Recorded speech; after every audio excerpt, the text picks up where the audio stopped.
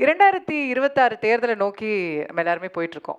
அப்போது இந்த தேர்தலில் ஏகப்பட்ட ஆப்ஷன்ஸ் இருக்குது. ஏற்கனவே ஆட்சியில் இருக்கிற திமுக, அவங்களோட ஒரு கூட்டணி, அதிமுக, தாவேகான்னு புதுசாக கட்சி வந்திருக்காங்க. ஸோ நீங்களும் ரொம்ப நாளாக களத்தில் இருக்கிறீங்க. பட் இந்த தேர்தலில் நாம் தமிழருக்கு வாக்களிக்கணும்னா ஏன் வாக்களிக்கணும்? நாடு மக்களும் நல்லா இருக்கணும்னா நீங்கள் நாம் தமிழருக்கு தான் வாக்களிக்கணும். நாசமாக போகணும்னா நீங்கள் இது வரைக்கும் இருந்த கட்சிகளுக்கு, ஆட்சியாளர்களுக்கு வாக்களிக்கலாம். ஏன்னா நீங்கள் இப்போ இந்த நாட்டில் இருக்கிற இந்த பிரச்சனைகள் உங்களுக்கு தெரியும். மாணவர், மீனவர், உழவர்குடி, மருத்துவர்கள், ஆசிரியர் பெருமக்கள், போக்குவரத்து தொழிலாளர்கள், நெசவாளர்கள், எல்லாரும் சிறு குறு வியாபாரிகள், பெரும் வியாபாரிகள் எல்லாருமே வீதியில் வந்து போராடுறாங்க. இவ்வளோ பிரச்சனை.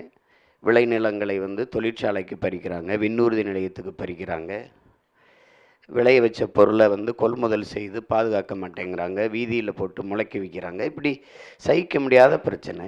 குடித்து பல லட்சக்கணக்கான குடும்பங்கள் வீதியில் நிற்கிது. அப்போ இவ்வளவு சிக்கல்கள் இருக்குது, தினந்தோறும் போராட்டங்கள் இருக்குது. அப்போ இந்த பிரச்சனைகளை மக்களுக்கு கையளித்தது யார்? இப்போ இதுவரைக்கும் இருந்த ஆட்சியாளர்கள். மாறுதல் வேணும்னா, உங்களுக்கு ஒரு தேர்தல், ஆறுதல், மாறுதல் வேணும்னா நீங்கள் எங்களை தான் தேடணும். ஏன்னா நாங்கள் பிரச்சனையை கேட்க வரல, தீர்க்க வர்றோம்னு சொல்கிறோம். அப்போ ஏற்கனவே இருந்த பிரச்சனைகளை தந்தவனுக்கே, துன்பத்தை தந்தவனுக்கே, துயரத்தை தந்தவனுக்கே, தீமையை செய்வனுக்கே திருப்பி திருப்பி வாக்கு செலுத்தி அதிகாரத்தை கொடுத்துட்டு இப்போ வீதியில் நின்று போராடுகிற மக்களை பார்த்தா பரிதாபம் வர்றதை தவிர வேறு என்ன வரும்? அதனால தான் சொல்கிறோம், நாங்கள் எடுத்து வைக்கிற அரசியலை ஆழ்ந்து கவனிங்க. சரியாக இருக்கும்னா வாக்குத்தாங்க, இல்லைன்னா விடுங்க. இதில் ஒன்றும் யாரையும் நான் ஒருத்தன் தான் சொல்கிறேன், போட்டால் போடு, போடலைன்னா போ. ஆனால் என் பிறவி கடமையை நான் செஞ்சிடறேன். ஏன்னா என் மரணம் எனக்கு உறுத்தக்கூடாது. நான் அப்படி பார்க்கும்போது சரி, பிறந்தோம் இந்த இனத்தில், அதுக்கான கடமையை நம்ம செஞ்சிட்டோம். இப்போ நீங்கள் அண்ணன் சொல்கிறேன், இலவசம் வேணும்னா நீங்கள் அங்கே போடுங்க.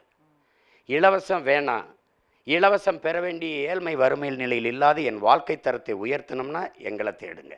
இலவசத்தில் இழக்கிற பணத்தை எங்கிருந்து எடுக்கிறீங்கன்னு ஒரு கேள்வி எழுந்தா நீங்கள் என்னையே தான் தேடுவீங்க.